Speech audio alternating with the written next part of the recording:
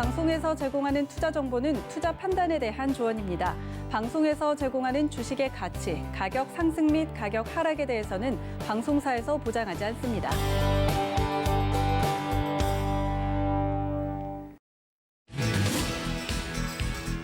안녕하세요. 베스트 트레이딩맨 거래자들 진행의 도지은입니다. 최근 우리 시장 오늘도 마찬가지였지만요. 미국 시장에 웃고 중국 시장에 우는 하루였습니다. 이렇게 시장이 불안할 때 여러분들 방향성을 잃은 그런 기분이 들 때 어디에 의지해야 될지 모르겠다 하시는 분들을 위해서 베스트 트레이딩맨 오늘도 이슈부터 종목 이야기까지 준비를 했으니까요. 채널 고정해 주시길 바랍니다. 또 본 방송에서 제공해 드릴 정보는 투자 판단에 대한 조언일 뿐 해당 주식의 가치나 수익률을 보장하고 있지는 않고요. 또 서울경제TV는 자본시장 통합법을 준수하고 있습니다. 1:1 투자 상담과 유사 수신행위 등 모든 불법 사항을 엄중하게 금지하고 있다는 말씀까지 전해드리면서요. 저는 오늘의 위원님과 함께 돌아오겠습니다. 잠시만요.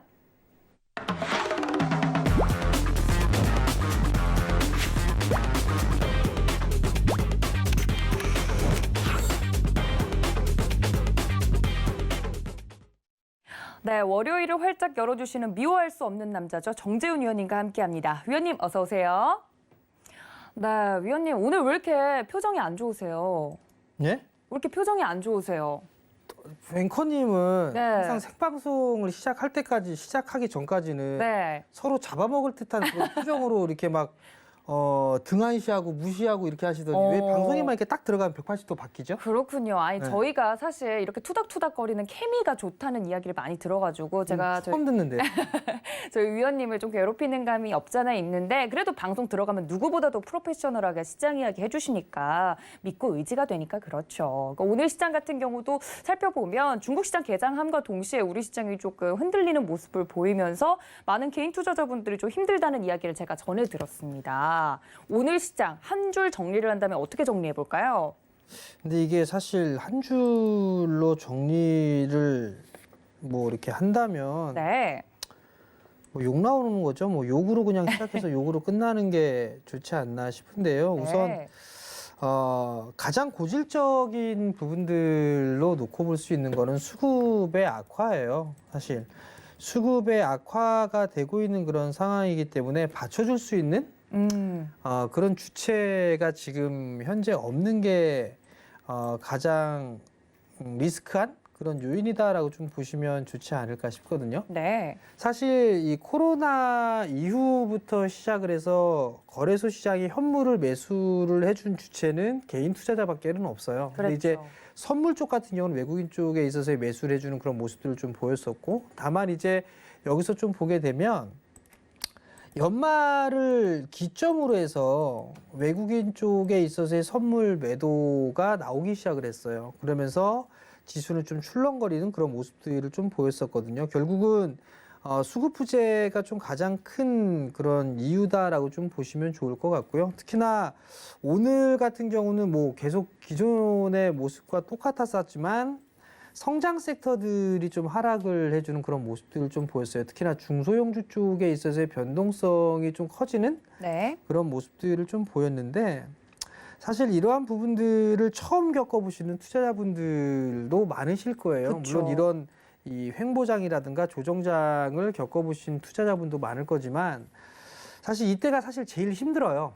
제일 힘든 그런 부분들이고 심리적으로 위축이 좀 많이 될 수밖에는 없는 그런 상황들이고요.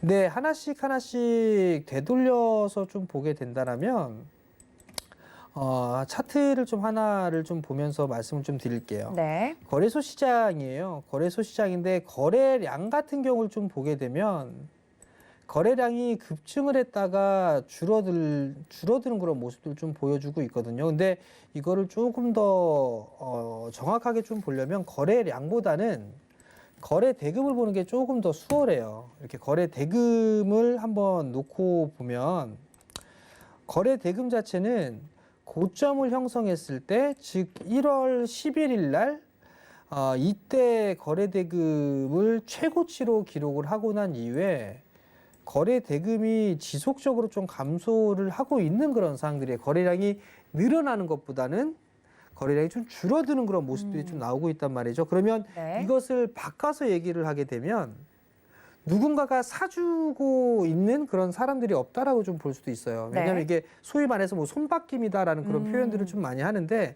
그 손바뀜이 나오는 그런 모습들을 보이려면 거래대금 자체가 늘어나주는 그런 모습들을 좀 보여줘야 되거든요. 근데 네. 그러한 모습들은 전혀 보이지 않는 그런 상황들이고, 그리고 또 보게 된다라면 누군가가 좀 매수를 많이 해줘야 되는데 그런 부분들이 없어요. 그러다 보니까 호가에 대한 공백까지도 좀 생기는 그런 모습들이 좀 나올 수가 있는 그런 상황들이에요. 그러다 보니까 시장에 있어서는 상당히 좀 약한 그런 모습들이 좀 나오고 있는 그런 상황들이고, 그 외적으로 보게 되면 고객예탁금의 추이도 좀 줄어드는 그런 모습들이 나오고 있지만 신용잔고도 좀 줄어드는 그런 모습이지만 아직까지는 신용잔고가 좀 많아요. 그러면 시장에 있어서의 종목군들의 변동이 좀 커지게 되면 그 신용 매물에 대한 압박도 있는 상황이란 말이에요. 그럼 결국은 수급에 대한 주체 부분들도 없는 그런 상황들이고, 신용에 있어서의 매물 이런 부담들이 좀 가중되면서 변동성을 좀 키우는 그런 모습들을 좀 보이게 되는 그런 상황들이고, 네.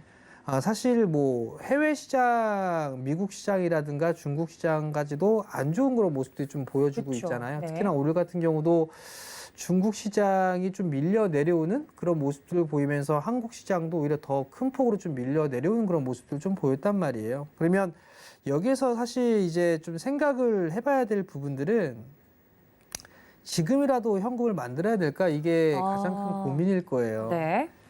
차트를 다시 좀 보면서 말씀을 좀 드려보면,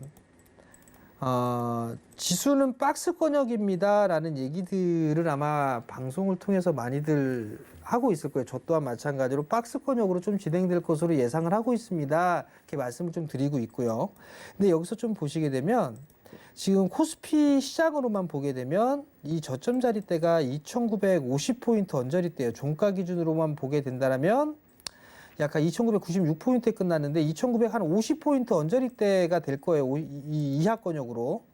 근데 만약에 이 자리대가 밀려버리는, 이탈되는 그런 모습들이 좀 나오게 된다면 네. 변동성이 좀 커질 수가 있어요. 그러니까 손절성 물량, 저가가 깨졌으니까 리스크 관리 해야 돼라는 것부터 시작을 해서 네. 종목군들의 변동이 있기 때문에 뭐 신용에 대한 리스크, 이적이 이런 부분들 빠졌기 때문에 더 빠질 수도 있다라는 그 불안감, 그런 심리적으로 위축이 되는 그런 상황들이기 때문에 더 변동성을 좀 키울 수가 있는 그런 상황이거든요. 근데 박스권역이라는 것 자체가 비교를 하게 되면 뭐 작년 같은 경우는 8월 달로 비교를 하거나 아니면은 과거의 서브프라임 때 이유를 좀 볼 수가 있을 것 같은데, 8월 달 같은 경우는 지금 보게 되면 저점 자리대를 이탈해졌다가 바로 회복을 해주는 그런 모습들 보였단 말이에요. 무조건적으로 이 박스 구간입니다라고 해서 이 자리대를 무조건적으로 좀 지켜주는 그런 부분들은 아니에요. 그러면 어떤 부분들을 볼 수가 있냐면, 과거의 서브프라임 이후에 이 서브프라임 위에 한 차례 크게 시세가 나고 난 이후에 기간 조정 형태로 들어갔을 때가 있어요. 그때가 2009년도거든요. 요때의 모습들을 좀 보게 되면 이때의 모습들도 변동성이 꽤나 크게 나왔었어요. 저점 자리대 박스권역이라고 해도 이탈되는 그런 모습들이 나왔다가 회복을 해줬고요. 그리고 저점 자리대가 또 깨지는 모습들이 나왔다가 회복을 해주는 그런 모습들이 나왔었어요. 그리고 5월달 같은 경우도 장중에 이 저점을 깼다가 들어올리는 그런 모습들 좀 보였거든요. 그렇기 때문에 이 하단 자리대에 있을 때는 리스크적인 그런 부분들, 변동성이 좀 커질 수가 있는 그런 상황들이에요. 제가 왜 이 말씀을 드리냐면, 네. 시장이 저점을 깨고 내려갈 수도 있어요. 깨고 내려갈 수도 있는데 여기서 생각을 해봐야 될 거, 나 그러면 지금이라도 현금을 만들고 조정을 좀 기다려야 네. 되나 아니면 버텨야 되나, 그 부분들을 고민해 볼 필요성은 있어요. 근데 항상 말씀을 드리지만 빠졌을 때는 그냥 관망을 하시는 게 좋아요. 그리고 반등이 나왔을 때 나는 좀 불안하다 싶으면 현금을 좀 만들어 놓는 게 좋아요. 네. 그 부분들을 왜 말씀을 드리냐면, 빠졌다 하더라도 다시 들어올리는 시장이 될 거예요. 물론 이 부분들에 있어서 더 얼만큼 더 빠질지, 어디에서 저점이 나올지, 그리고 반등이 언제 시작이 될지 그 부분들은 알 수는 없어요. 다만 지금 시장 구간에서 놓고 봤을 때 시장이 죽는, 즉 대세하락으로 가는 그런 시장은 저는 아니다라고 좀 판단을 하고 있습니다. 그렇기 때문에 저는 밀리더라도 다시 회복을 해주는 그런 모습들이 분명히 나올 수 있다라고 좀 판단을 하고 있기 때문에 네. 좋은 주식을 갖고 계시다라면 오히려 좀 버틸 줄 아는 그런 전략이 좀 필요하다라는 점을 좀 말씀을 드리도록 하겠고, 네. 그리고 저점이 깨서 리스크 불안한 요인이다라면 그때 매도를 하는 것보다는 기다렸다가 그 반등이 나오는 타이밍을 활용을 해서 일부 현금을 만들어 놓는 그런 전략이 오히려 더 좋다. 그렇게 좀 말씀을 드리고 싶습니다. 알겠습니다. 개인 투자자분들이 이렇게 시장이 불안할 때 가장 궁금한 부분에 대해서 긁어주신 것 같습니다. 지금이라도 현금화를 해야 될까 궁금하신 분들 많으실 것 같은데 그 부분에 대해서 언제 현금화를 하는 게 좋은지 좀 자세하게 팁을 드렸고요. 수급에 공백이 생기고 있는 점 그리고 손바뀜 현상이 일어나고 있는 최근 시장에 대해서 짚어봐 주셨습니다. 여러분들 알고 있다시피 노란톡 활짝 열어두고 기다리고 있는데요. 저희 정재훈 위원님의 노란톡 같은 경우 들어오고 싶다 하시는 분들은 문자 받는 사람 샵 0082번으로 오픈 채팅방 입장이라고 보내주시면 관련된 입장 코드를 보내드리고 있으니까 이쪽으로도 많은 참여 부탁드리도록 하겠습니다. 오늘 시장에 대해서 이렇게 간단하게 한 줄 정도로 이야기를 해드렸으면요. 오늘 시장에 있었던 이슈들도 하나 둘씩 짚어봐야 될 것 같습니다. 투데이 이슈 함께 만나보시죠. 네, 오늘은 두 가지 이슈를 가지고 나왔습니다. 미국 국채 금리에 달린 우리 시장 원달러 환율이 1,120원에서 1,130원 선을 등락하고 있는 모습입니다. 아무래도 위험 자산 회피 심리가 커지면서 우리 시장 약세를 띈 게 아닐까 하는 이야기가 나오고 있는데 금리 이야기 여쭈어 보도록 하고요. 두 번째는 우리 시장의 키맨으로 분류가 되고 있는 외국인 순매도하는 속에서도 금융주와 은행주는 다 맞다고 합니다. 외국인의 속내가 무엇일지 전문가님께 물어보도록 하겠습니다. 네, 이제 좀 본격적으로 이슈를 좀 다뤄볼 텐데 사실 이제 계속 우리 시장의 최근 화두가 미국 국채 금리가 자꾸 상승하고 너무 가파르게 오르면서 시장에 대한 인플레이션 우려 때문에 이렇게 시장이 좀 흔들리는 게 아니냐는 이야기가 계속 나왔었잖아요, 위원님. 거기에 따라서 최근에 미국 국채 금리가 좀 안정화가 되면서 관련된 원달러 환율 이야기가 오늘도 나오는 모습인데 중요한 건 미국채 10년 금리는 안정화가 됐지만 글로벌 금융시장 전반에 대해서 위험 회피 심리가 좀 짙어지면 아까 말씀드린 것처럼 주식시장에서 돈이 빠져나가면 안 되는 거잖아요. 우리 시장에는 안 좋은 거잖아요, 위원님. 거기에 대한 우려에 대해서는 어떻게 생각하세요? 글쎄요. 금리가 상승을 한다라는 것 자체는 사실 안전자산 쪽으로의 이동을 촉발시킬 수 있는 그런 부분들이에요. 네. 그렇기 때문에 지금 이제 여러 가지 신문 기사라든가 뉴스라든가 이런 부분들을 보게 되면 지금 10년물에 대한 금리나 이런 부분들 때문에 그 금리하고 배당 수익률을 놓고 봤을 때 오히려 채권 금리랑 비슷하게 됐다라는 그런 네네. 부분들이에요. 그러면 시장에 있어서의 반응은 뭐 그럴 거면 굳이 위험 자산에 투자할 필요가 있냐? 그래, 채권하고 채권으로 말죠. 하는 게 네. 훨씬 더 안전적이지 않겠느냐라는 그런 얘기들이 좀 있던 상황이었었어요. 그러다가 조금 고점을 10년물 금리가 고점을 치고 나니 좀 조정을 받는 듯 했습니다만 주말에 이제 경기부양책이 통과가 되고 난 이후에 다시 금리가 올라가는 그런 모습들을 좀 보여주고 있는 그런 상황들이에요.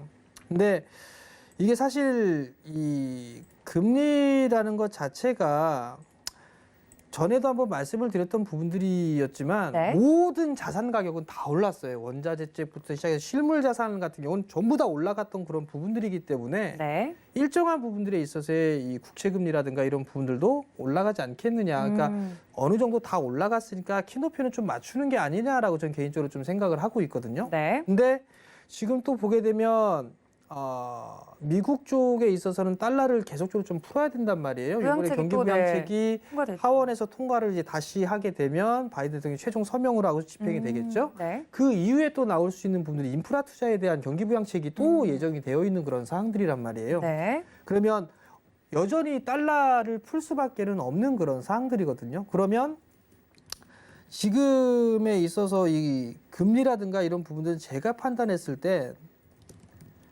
이번 주 수요일 10일하고 11일 날 미 국채 입찰이 있어요. 근데 과거에 입찰을 했을 때의 입찰 응찰률이 그렇게 좋지가 않았었어요. 네. 그러니까 뭔가 메리트가 없다라는 얘기거든요.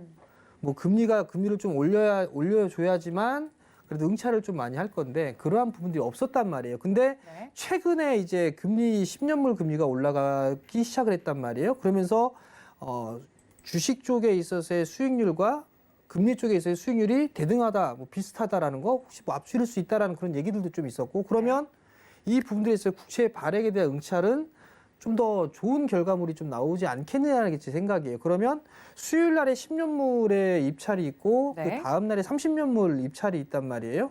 그럼 가장 변곡점으로 볼 수 있는 부분들은 수요일, 목요일 타이밍이 아닐까라는 제 개인적인 생각을 해요.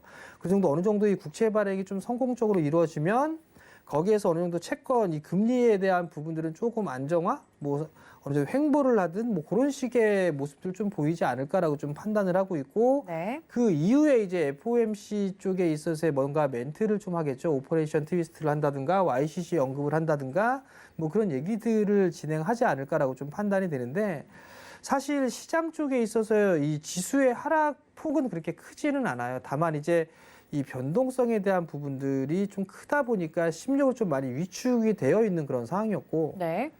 과거에 만약에 이 트럼프 대통령 시절 때 보게 되면 만약에 나스닥이 이렇게 밀려 내려왔다면 발언을 하겠죠. 네. 겁나게 트윗질을 했을 거예요. 그렇죠. 올리기 그렇게 하면서, 위해서. 연준 막 뭐라 하면서. 근데 아직까지 뭐 그런 부분들 바이든 대통령 때에서는 뭐 그 부분들은 아닌 그런 상황들이니까 네. 많이 올랐기 때문에 좀 조정을 받는 그런 수순이 아닌가라고 지금 개인적으로 좀 판단을 하고 있어요. 그럼 물론 외국인이 빠져나간다라는 것 때문에 원달러 환율에도 영향을 좀 미칠 수 있다라는 그런 얘기들이 좀 나오고 있거든요. 근데 솔직히 코로나 이후에 외국인 쪽이 매수를 한 적이 있나요? 없어요. 없죠. 네. 네.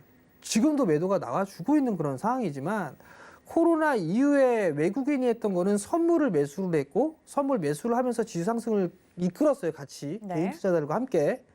그리고 난 뒤에 연말을 기점으로 해서 선물 차익을 하고 있는 그런 상황이란 말이에요. 그러면 그 동시만기가 이제 3월 달에 예정이 되어 있는 그런 상황들이에요. 그러면 어느 정도 이 시장에 있어서의 변동성은 좀 나올 수가 있는 그런 상황이고, 원달러 환율 같은 경우를 좀 보게 된다면 워낙 약세가 유지가 좀 되고 있는 그런 상황들이에요. 1130원대에 거래가 되고 있는데, 아마 1차 타겟팅은 약 한 1150원대가 좀 될 거예요. 1150원대 부근이 1차 타겟팅이 좀 될 것이고, 그 이후에 아마 하반기 때에 이 수출입 쪽 관련 쪽에 종사하시는 분이나 이런 쪽에 좀 조언을 얻어보니까 하반기에 원달러 환율에 있어서의 단가를 1180원 정도 수준으로 보고 있는 그런 상황들이더라고요. 네. 1180원 정도 수준인데, 이렇게 이게 산술적으로 그냥 단순하게 기술적인 흐름들만 놓고 봤을 때, 아, 가능하겠다라고, 1180원이 가능하겠다라고 부분들은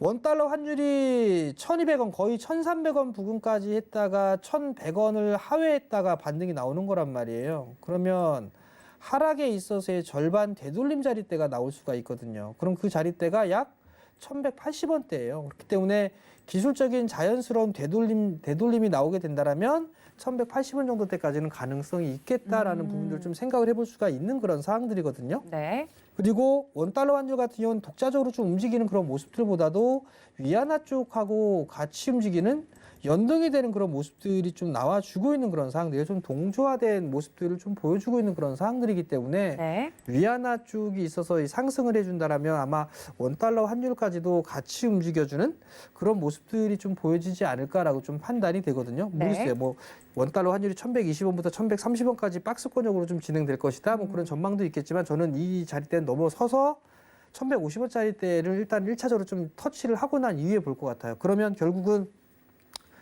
원화 부분들에서 약세 부분들 때문에 외국인들 매도가 나갈 것이다, 뭐 할 것이다, 이런 거 안 좋은 얘기들이 계속 나오고 있죠. 네. 그러면 원달러가 강했을 때, 원화가 1100원이 깨지고 1090원까지 가고 80원까지 가고 했었을 때 얘기가 나왔던 부분들 같은 경우는 워낙 강세가 나오게 된다라면 뭐 국가 경쟁력이 높아진다라는 그런 부분들도 있지만, 네. 또 반대적으로 좀 생각할 수 있는 거는 수출주들한테는 리스크가 크다라는 그런 얘기들도 있어요. 어떻게 보면 귀에 걸면 귀걸이고 코에 걸면 코걸이거든요. 그렇죠. 근데 양쪽 지금 다, 네. 상황 같은 경우를 보게 되면 워낙 약세 기조가 유지가 되기 때문에 외국인들의 자금 이탈이 나올 수 있다라는 거, 즉 위험 자산에서 안전 자산으로 갈 수 있다라는 그런 부분들인데, 이미 들어온 부분들은 없어요. 없는 상황이지만 매도를 좀 가속화시킬 수는 있겠다라는 그런 생각을 할 수는 있겠지만, 네. 주구장창 매도를 하지는 못할 거예요. 그렇겠죠. 네. 그래서 이제 외국인 쪽의 기환 시기나 이런 부분은 좀 빗나간 얘기일 수도 있겠지만 저는 개인적으로 공매도 재개 시점 그 시점 전후로 해서 일단은 진행이 되지 않을까. 그리고 가장 빠르게 본다라면 동시만기가 지나고 난 다음에 미국의 이제 FOMC가 좀 예정이 되어 있죠. 네. 그 정도 수준에서 어느 정도 바닥을 좀 잡아갈 수 있는 그런 모습을 좀 보일 수 있지 않을까. 그렇게 좀 예상을 하고 있거든요. 네. 사실 이게 시장이라는 것 자체가 어떻게 보게 된다라면 정말 불안할 수도 있을 거예요. 불안할 수도 있고 저 또한 마찬가지로 이거 더 빠지면 어떡하지라는 그런 불안감은 있지만 시장이 죽지는 않을 거다라는 부분들에 있어서는 그냥 감이라는 게 있어요. 그럼 결국은 시장에 있어서의 안정을 찾는 그런 부분들을 보려면 10일 날 국채 입찰 채권, 그 미 국채 10년물의 입찰이 있어요. 그 부분들이 어떻게 진행되는지 그리고 그 다음 날 30년물도 국채 입찰을 할 수 있단 말이에요. 그 과정이 어떻게 잘 끝나는지 네. 그렇게 되고 난 이후에 아마 이 미국채의 금리는 좀 안정화가 되지 않을까 저는 개인적으로 좀 그걸 보고 있거든요. 네. 그럼 그 시기가 안정이 된다라면 시장에 있어서는 반등 타이밍으로 좀 볼 수 있지 않을까 그렇게 좀 예상을 하고 있습니다. 알겠습니다. 일단 최근 우리 시장에 가장 큰 영향을 미치고 있는 금리 카오스 같은 경우 뭐 우리나라뿐만 아니라 글로벌 시장 전체를 좀 뒤흔들고 있죠. 특히 이 인플레이션에 대한 우려 때문에 위험 자산 선호 심리가 꺾이면서 좀 안전 자산 쪽으로 넘어가게 되면 우리 주식 시장을 움직였던 이 유동성이 좀 약해지는 게 아닐까 하는 걱정들이 시장에서 가장 크게 작용을 했던 것으로 보이는데 여러 가지 해외 이슈들 그리고 일정들이 잡혀져 있는 가운데 이런 것들을 함께 좀 체크를 해보면서 수급 동향을 더 잘 체크해 봐야겠다라는 말씀까지 해드렸습니다. 자, 이렇게 첫 번째 이슈 마무리를 좀 해보고요. 두 번째 이슈로 넘어가 보자면 수급 이야기를 계속 하게 되는데 외국인들이 오늘 이렇게 매도를 하고 있는 과정에서도 사는 종목들이 있었다고 합니다. 무엇을 샀나 했더니 역시나 금리와 관련돼서 좀 수혜를 받을 수 있는 은행주와 금융주는 다 맞다 이런 이야기가 나오면서 여러 가지 수급에 대한 이야기들 추측들이 나오고 있는 상황이거든요. 외국인들은 오늘 금융주와 은행주 왜 담았을까요, 위원님? 사실 국내에 있어서의 은행주, 금융주들을 좀 보게 되면 상당히 좀 싸요. 그래서 사실. 저평가 메리트죠. 네, 저평가에 대한 메리트가 있는 상황이고 오늘 KB금융 같은 경우도 좀 보게 되면 6%대의 상승을 좀 보였었거든요. 근데 지금 보게 되면 PBR, 주당 자산 가치가 10만 원이 넘어요. 상당히 좀 싸게 평가를 받고 있고 비단 뭐 KB금융뿐만이 아니라 다른 은행주들 뭐 신한지주라든가 이런 기업들도 마찬가지로 주당 자산 가치가 상당히 좀 낮은 그런 부분들이에요. 근데 만년 뭐 저평가를 좀 받고 있는 그런 네. 기업들이다라고 좀 보시면 좋을 것 같고요. 근데 이제 만약에 금리가 올라가게 되면 이 예대 마진의 차이로 수익을 좀 낼 수가 있다라는 그런 기대감들이 좀 있겠죠. 금리가 올라가게 된다라면. 네. 그런 부분들도 있겠습니다만 이미 국내 쪽 같은 경우는 대출 규제를 좀 하고 있잖아요. 그렇죠. 대출 규제에 대한 부분들 때문에 이 부분들에 있어서의 실질적인 수혜 뭐 이런 부분은 클 것 같지는 않아요. 다만 이제 많이 빠져 있던 상황이었었고 기대감으로 인해서 뭐 이런 부분들이 아닌가라고 좀 판단이 돼요. 결국은 미국이 금리가 상승을 하게 된다라면 수익성이 좀 개선이 될 것이다. 그런 기대감이 반영이 좀 되고 있는 그런 상황인 것 같고요. 그리고 시장 자체적으로만 봐도 종목군들이 좀 많이 올랐지만 금융주들 같은 경우는 많이 올라가지는 못했어요. 그 부분에 있어서 뭐 순환 상승? 뭐 이렇게 좀 봐야 되지 않을까 싶어요. 물론 미국 쪽에 있어서의 금융주들도 견조한 그런 모습들을 좀 보였었기 때문에 네. 국내 시장에서도 은행주들에 있어서의 흐름들이 좀 좋게 나오는 외국인 쪽에 있어서의 매수세가 좀 들어와주는 그런 모습들을 좀 보이는 게 아닌가라고 좀 판단이 됩니다. 근데 여기서 좀 볼 수가 있는 부분들은 은행주라고 하게 되면 고배당주 뭐 이런 식으로 좀 인식이 있어요. 네, 그렇죠. 네, 인식이 있는 그런 사항들인데 배당을 줄여라라는 그 얘기를 좀 했었단 말이에요. 그러면 배당 메리트가 떨어지는 그런 부분들이 좀 문제가 될 수 있는 그런 부분들이 생길 수도 있을 것 같거든요. 네. 그렇다면 일단 금융주들 같은 경우는 뭐 외국인 쪽에 있어서의 매수세가 들어오면서 상승을 했던 그런 부분들이기 때문에 외국인 쪽에 있어서의 매도가 언제쯤 나와주는가 그 부분들을 사실 볼 필요성은 있을 것 같아요.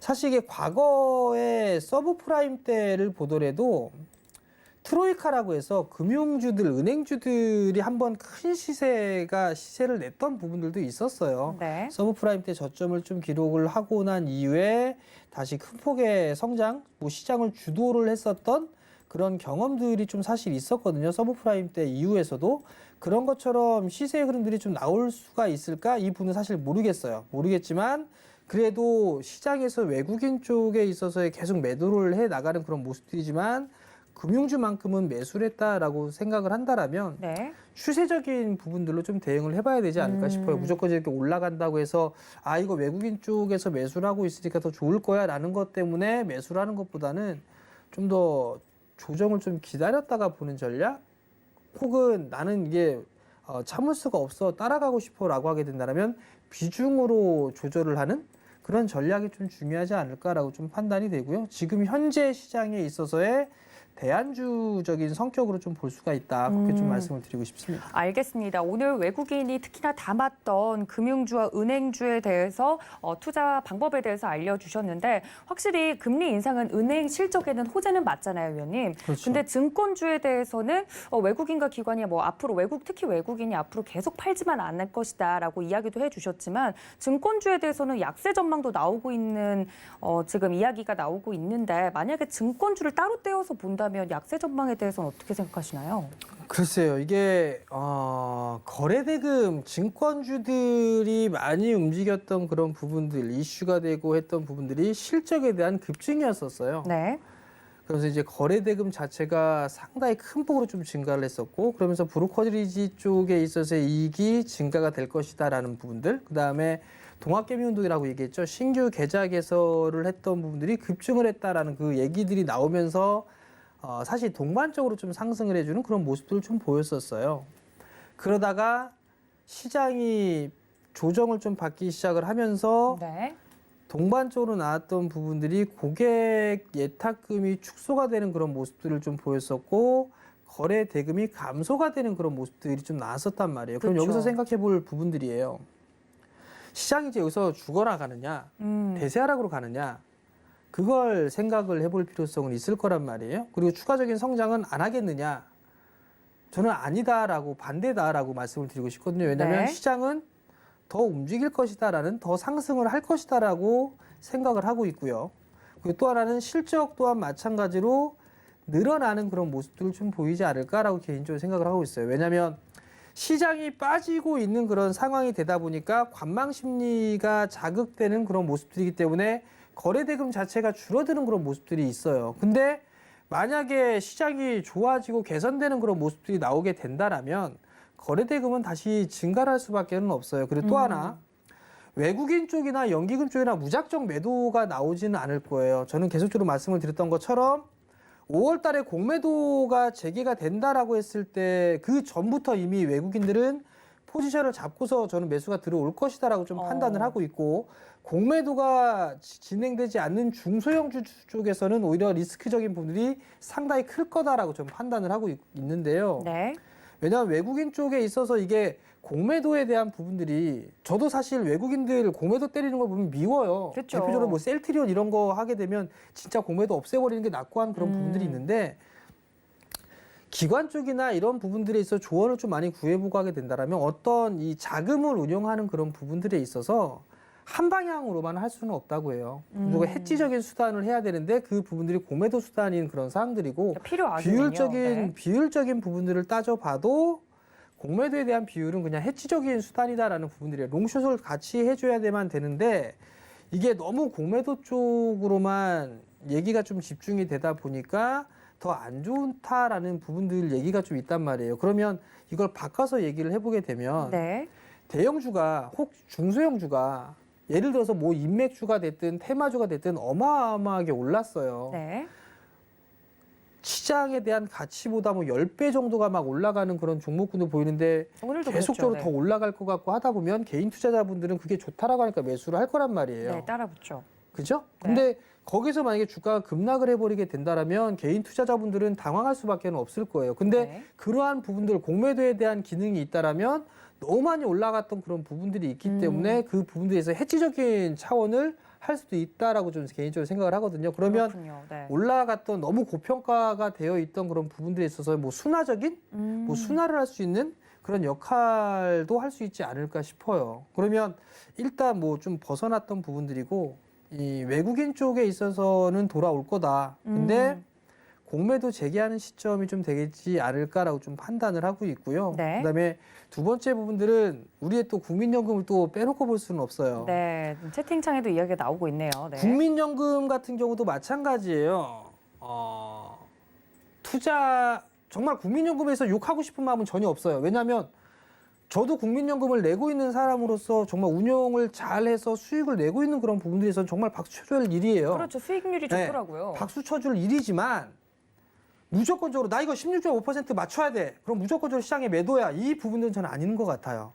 시장에 있어서의 어떤 시장의 판단을 보고 나서 아직까지 주식이라는 이 시장에서 좀 더 좋다라고 하게 된다면 좀 유연하게 볼 수 있는 그런 전략도 좀 필요하지 않을까 싶거든요. 물론 다 올라갔던 그런 부분들이 있지만 그래도 실질적으로 비중이 초과되고 있고 그런 부분들이 있지만 시장에 훼손을 하지 않는 그런 선에서 좀 본다든가 아니면 뭔가 좀 해외 쪽에 있어서 많이 올랐다라고 한다라면 신흥시장 쪽에 있어서 성장을 더 돋보이는 수익률을 좀 보일 수 있다라면 네. 저는 비중이라든가 이런 부분 좀 조율을 할 줄도 알아야 되지 않을까 싶어요. 근데 이 부분들에서 리밸런싱에 대한 부분들을 협의를 하겠다라는 얘기를 좀 했었어요. 원래는 5월 달에 작년에 있어서의 수익률을 좀 집계라고 보고서를 뭐 얘기를 하고 리밸런싱에 대한 부분들을 하는데 제가 이것저것 다 인터넷 좀 돌아다니다 보니까 이번 달에 좀 이런저런 얘기를 좀 하는 것 같아요. 네. 그러면 연기금 쪽 같은 경우도 분명히 리밸런싱이란 부분들을 얘기가 나오지 않을까 그 부분들을 좀 생각을 해볼 수가 있고요. 그러면 결국 연기금 쪽 같은 경우도 매도세는 좀 진정이 되지 않을까라고 좀 판단이 되고요. 그 다음에 이거는 제 개인적인 생각입니다만 네. 만약에 연기금 쪽에서 매수를 하거나 한 부분들은 전에도 얘기가 나왔었잖아요. 코스닥에 있어서 지분을 확대할 수 있다라는 네. 그 얘기가 있는데요. 제 예상이 맞다면 다시 소부장으로 갈 가능성이 좀 높아요. 아, 그렇군요. 네. 저는 개인적으로 다시 소부장으로 갈 가능성이 좀 높은데 네. 벤처펀드나 이 부분들이 엑시트 해야 되거든요. 그렇군요. 그런 부분들을 좀 본다라면 소부장 쪽이 좀 많지 않겠나. 그리고 소부장 쪽 자체가 성장은 계속적으로 좀 해 나갈 그럴 부분들이 있기 때문에 네. 그쪽에 있어서의 정부 정책이라든가 이런 부분들이 있단 말이에요. 네. 그럼 그런 쪽으로 좀 보게 됐을 때 저는 연기금 쪽도 돌아서는 그런 모습들이 나오게 되면 네. 시장의 흐름들은 180도 좀 바뀔 수도 있을 것 같아요. 네. 그러니까 이게 지금 안 좋은 상황만 계속 나오다 보니까 괜히 불안한 거예요. 그렇죠. 아래로 더 시장이 떨어질 것 좋았을 같고. 때는 불과 한 달, 두 달 전까지만 하면 그냥 뭐 무조건 고다 뭐 이렇게 생각을 많이 하셨어요. 걱정도 없었을 거고. 네. 근데 지금 보게 되면 불안한 얘기만 계속 나오고 있으니까 더 불안한 거예요. 더 빠지진 않을까? 지금이라도 좀 줄여놔야 되나? 그런 부분들을 많이들 생각하거든요. 결국은 주식에 있어서 제가 말씀드리고 싶은 건 머리가 좋다고 해서 주식을 잘하는 거는 아닌 것 같아요. 아, 네. 그러면 서울에 다니는 사람들은 전부 다 떼부자 됐어요. 그렇죠. 네. 그런 부분들은 아니고 주식은 심리, 그러니까 소위 말해서 뭐 이렇게 좀 이렇게 편한 말로 네. 저희들 얘기하는 말로 깡이라고 얘기하죠. 깡, 저에게도 희망이 네. 있네요, 그럼 위원님. 배짱 뭐 이런 부분들이 좀 있는 사람. 증시 격언을 보게 되면 뭐 공포에 사서 뭐 네. 하라고 하죠. 사실 공포에 이게 매수 클릭이 잘 안 돼요. 아, 그럼요. 네, 네. 더 사실 빠질 것 알면서도 같으니까. 손이 네. 잘 안 움직이죠. 근데 지금이 그런 부분일 수도 있고 아닐 수도 있는 상황이에요. 모르단 네. 말이에요. 그러면 결국 이게 심리적인 부분들이 중요한 거고 네. 작년에 코로나 때도 저도 방송을 해서 아시잖아요. 네. 안 팔았어요. 그럼요. 안 팔았어요. 만약에 정말 지금에 갑자기 왜 이렇게 여기 와서 고해성 사세요, 위원님? 딱 지금에 와서 네. 그 작년 3월 달을 제가 그대로 보면? 알고 있잖아요. 네.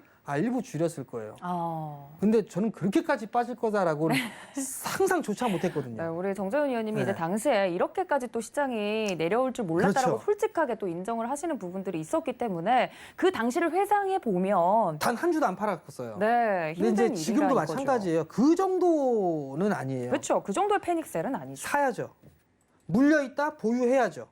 지금 현금이 있다 기다려야죠 일단. 그리고 난 다음에 알겠습니다. 네. 돌아섰을 때 매수를 해도 돼요. 네. 지금의 현금은 마지막 한 방 그때를 위해서 지금은 딱 아껴두는 게 좋고, 만약에 현금이 없어요, 주식이 있어요, 그러면 버텨야 돼요. 이거 버티면 이깁니다. 알겠습니다. 이렇게 이슈 이야기를 하면서 조금 내용이 길어졌는데 시장의 변동성이 이렇게 커지고 있는 상황 속에서 어느 정도 분기점이 될 만한 이슈들을 짚어주셨습니다. 외국인의 수급 동향을 여러분들 잘 체크해 보셔야 될 것 같은데 이 점에 대해서 다시 한번 말씀을 드렸고요. 살짝 힌트가 나온 것 같긴 한데 종목 이야기로 저희는 바로 빠르게 돌아오도록 하겠습니다. 잠시만요.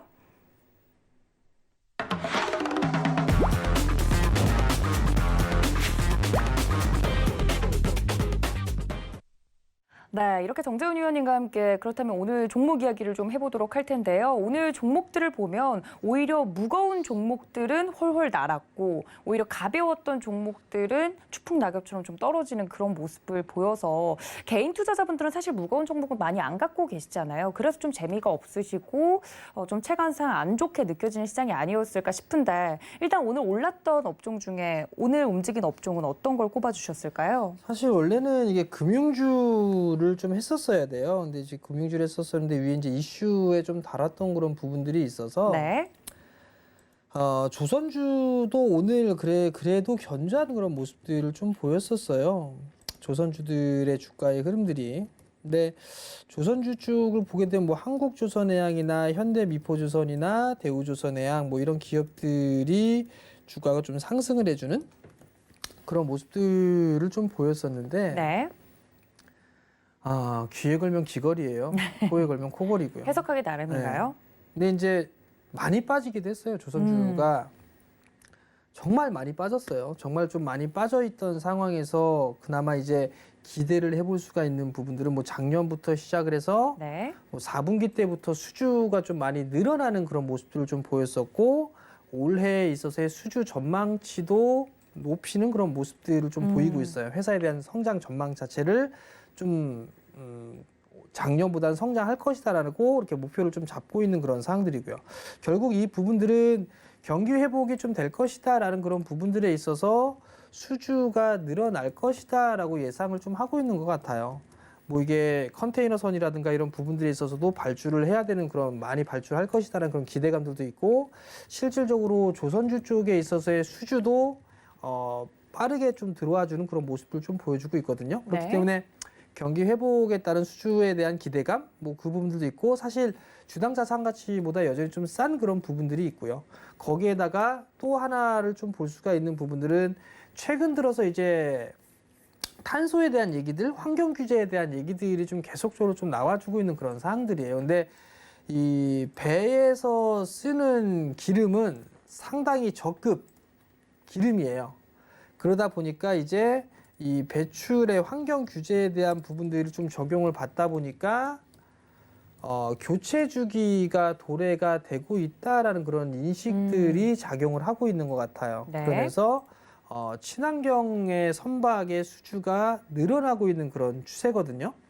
그러다 보니까 이 조선 쪽에 있어서도 이제 교체 주기가 맞물리고 경기 회복이 되게 된다라면 수주의 양은 더 늘어날 것이다라는 그런 기대감들이 좀 작용을 하는 것 같아요. 네. 근데 여기서 좀 보게 된다라면 과거에는 일본이 수주가 좀 상당히 월등히 많았었고 그 부분들을 한국에서 이제 장악을 했죠. 그리고 난 이후에 또 장악을 시작을 했던 게 중국 쪽이었었어요. 그럼 이제 중국하고 한국 쪽하고 경쟁을 많이 하고 있는 그런 상황들인데 시장에 있어서의 반응을 좀 보게 되면 중국 쪽보다는 한국 쪽이 좀 더 유리하지 않을까라는 의견들이 좀 많은 그런 사항들이에요. 그 부분들 좀 보게 된다라면 친환경 쪽에 있어서의 기술력이라든가 이런 부분들을 보게 되면 그래도 중국 쪽보다는 한국 쪽이 연비가 좀 더 좋은 그런 기술을 가지고 있다. 그런 인식들이 좀 많은 상황들이에요. 그러면 선주 쪽에 있어서 보게 된다라면 선주 쪽에 있어서 좀 보게 된다라면 네. 그 연비가 좋은 쪽을 하고 싶을 거 아니에요. 똑같은 그렇죠. 가격이라면. 네. 그러다 보니까 기술 쪽에 있어서의 한국의 조선 기업들이 좀 더 경쟁 우위에 서 있다라는 그런 부분들 때문에 네. 조선주들의 좀 흐름들이 나와주고 있는 그런 상황들이거든요. 그렇기 때문에 이러한 흐름들 같은 경우는 많이 빠지기도 했고 사실 올라가 있던 그런 부분들도 그렇게 많지가 않은 그런 상황들이기 때문에 네. 좀 더 추가적인 상승은 더 나올 수 있지 않을까 싶어요. 다만 이제 단기적으로 뭐 하루 이틀 올랐다 팔고 뭐 이런 부분들보다도 좀 더 장기적으로 봐야겠죠? 여유 있게 보게 네. 된다라면 이 지금의 주가 수준보다는 좀 더 올라갈 수 있는 그런 모습들이 좀 보이지 않을까라고 좀 판단이 되고요. 네. 또 한 부분들은 바꿔서 좀 볼 수가 있을 것 같아요. 예를 들어서 현대 로템이라는 기업이 있어요. 그렇죠. 네. 현대라는 기업에서 수소에 대한 부분들 하면서 4차 산업을 좀 준비를 하고 있는 그런 사항들인데 네. 조선 쪽 같은 경우 뭐 한국조선해양이라든가 현대미포조선이라든가 네. 두산중공업이라든가 이런 기업들이 그렇게 하지 말란 법이 없거든요. 왜냐하면 지금의 기업들 같은 경우는 변화를 하고 있는 그런 상황들이기 때문에 네. 조선 쪽이라든가 이런 쪽도 충분히 그렇게 반영이 될 가능성도 있어요. 네. 그렇기 때문에 지금 구간에서는 좀 여유 있는 관점으로 보는 게 좀 좋지 않을까 싶습니다. 알겠습니다. 조선주에 대해서 조금 긴 호흡으로 보는 게 역시나 좋겠다라는 말씀과 함께 오늘장 움직인 업종 이야기를 해주셨습니다. 자, 그렇다면 내일장 움직일 업종 사실 앞서서 이슈를 이야기해 주시면서 살짝 이야기가 나왔던 부분인데 소부장 앞으로 갈 수 있다 이런 이야기를 해주셨어요. 그쪽 봐야 된다고는 말씀이신 거죠? 봐야죠, 소부장. 네, 오늘 같은 경우는 좀 약세를 띄웠는데 이럴 때 매수하는 게 맞나요, 위원님? 그렇죠. 아, 그랬군요. 네, 과거형이라서 좀 아쉽긴 합니다만. 자, 일단은 지금 제가 이게 내일 당장 움직일 업종. 사실 이게 내일 올라가면 재수인 거고요. 네. 네. 뭐 내일은 이게 올라갈 거야. 내일 이거 다 올라가면 저희 이 자리에 없죠. 그렇죠, 근데 그렇죠. 네. 일단 제가 왜 말씀을 드리냐면 소부장은 봐야 돼요. 그러니까 여러 가지 좀 이유는 있는 상황이지만 쇼티지 얘기는 계속 나오고 있어요. 근데 이 쇼티지가 네. 반도체뿐만 아니라 이것저것 다 쇼티지예요. 근데 일단 소부장 쪽을 보는 이유는 사실 그 성장을 여전히 하고 있는 섹터가 IT예요. 물론 그렇다 해서 다른 쪽에 있어서 종목군들이 성장을 안 할 것이다라는 그런 부분들은 아닙니다. 네. 근데 여전히 성장을 할 것이다라는 그런 부분들의 포커스가 좀 맞춰져 있고요. 그리고 두 번째 부분들을 좀 보게 된다라면 주가가 좀 많이 빠졌어요. 일단 미국의 나스닥 시장이 밀려내려면서 기술주들의 조정을 받았고 그 기술주들의 조정을 받으면서 국내의 IT 소부장 쪽의 기업들도 많이 밀려내려는 그런 모습들 좀 보였었어요. 네. 거기에 따라서 저평가가 진행이 되는 그런 부분들이 있어요. 그렇기 때문에 일단은 관심 있게 좀 봐도 좋지 않을까라는 판단이 좀 들고요. 네. 그리고 두 번째 부분들을 보게 되면 소재 국산화에 대한 그런 부분들이 여전히 좀 진행이 되고 있는 그런 사항들이고 네. 앞으로도 계속 진행되는 방향이에요. 정부에 대한 방향인 그런 부분들이기 때문에 소부장 쪽 같은 경우는 여전히 성장을 할 수 있는 그런 섹터임에는 틀림없다. 그 부분들 좀 보셔야 되지 않을까라고 좀 판단이 되고요. 네. 또 마지막 부분들을 좀 보게 된다라면 여전히 올해 저는 탑픽으로 꼽는다라면 여전히 좀 IT 섹터로 좀 말씀을 드리고 싶어요. 왜냐하면 네. 이게 실적이 작년 부분들에 있어서 많이 안 좋았던 IT 섹터들도 있거든요. 그랬죠. 네. 근데 생각보다 못 갔던. 작년을 기점으로 해서 무조건 다 돌아설 거예요. 네. 왜냐하면 대기업들에 있어서 투자는 늘어날 그런 부분들이 있기 때문에 그러면 결국은 어느 정도 성장을 해 나가는 그런 모습들을 좀 보일 수가 있다라면 저는 올라갈 수 있다고 봐요. 그렇기 때문에 오히려 지금 구간에서 만약에 내일 밀려내려는 그런 모습들을 보이게 된다면 저는 모아가야 될 부분들이 아닌가 그렇게 좀 말씀을 드리고 싶습니다. 알겠습니다. IT 소부장에 대해서 계속 관심 가져봐야 된다 말씀을 드렸으니까 참고 부탁드리도록 하겠습니다. 자, 그렇다면 저희는 마지막 코너죠. 베스트 스탁 시간으로 다시 돌아올게요. 잠시만요.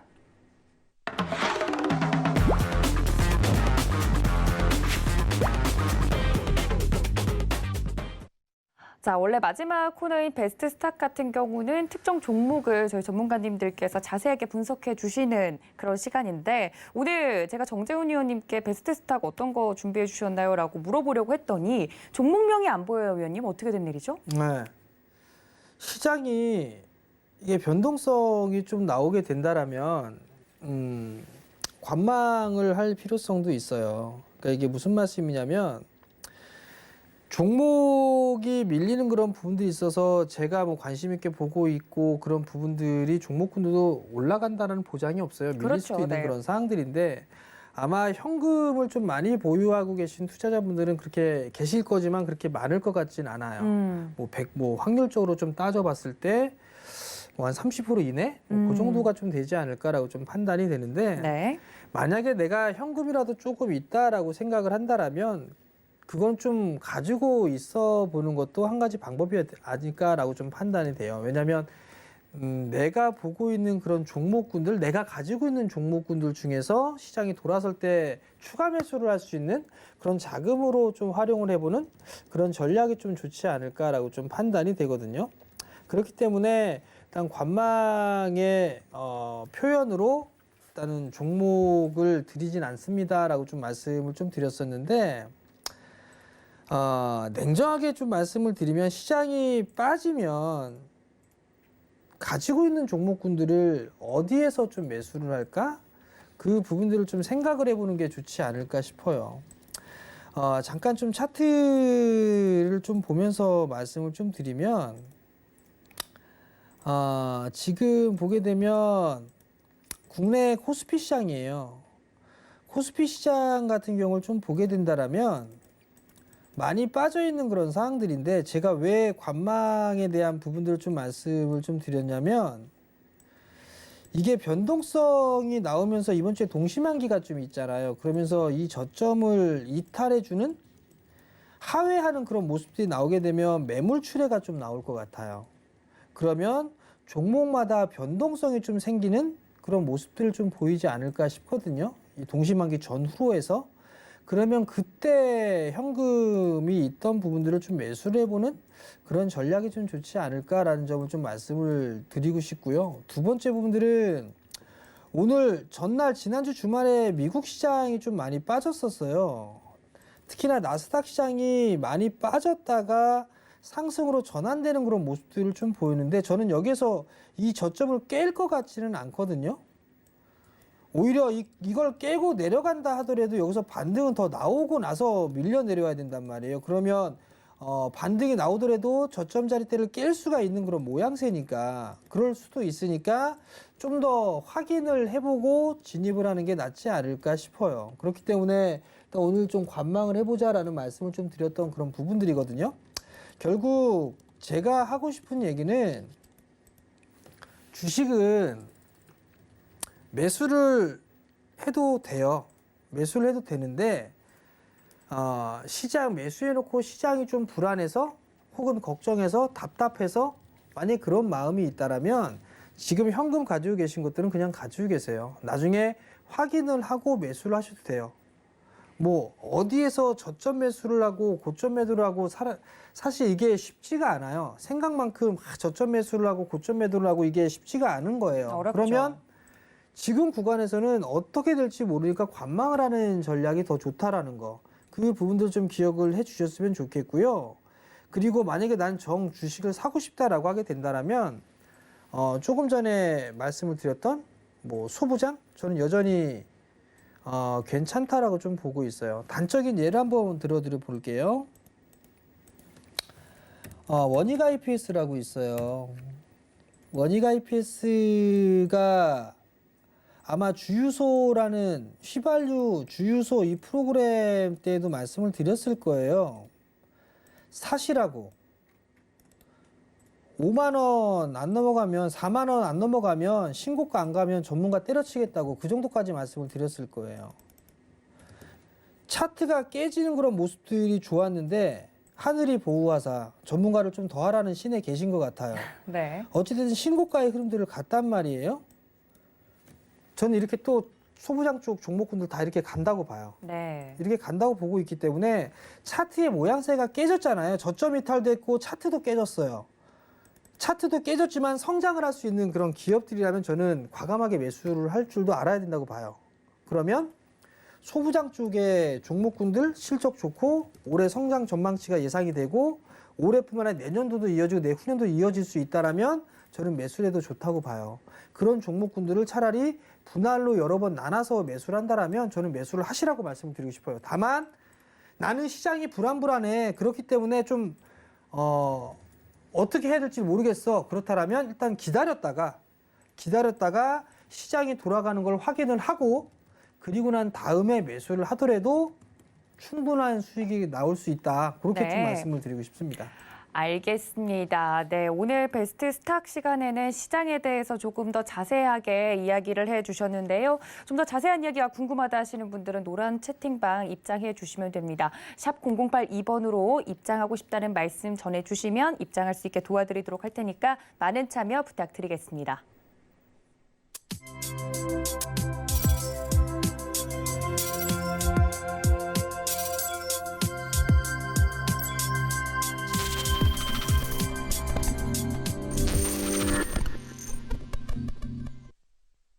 네, 오늘도 특히나 이렇게 시장에 대해서 자세하게 말씀해 주신 저희 위원님 보내드리면서 인사 말씀 나누겠습니다. 위원님 고맙습니다.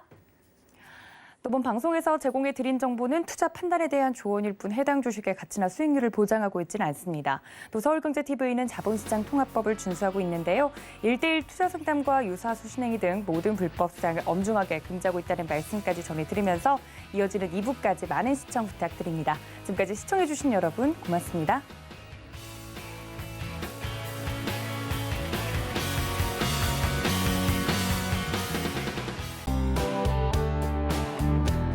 본 방송에서 제공하는 투자 정보는 투자 판단에 대한 조언입니다. 방송에서 제공하는 주식의 가치, 가격 상승 및 가격 하락에 대해서는 방송사에서 보장하지 않습니다.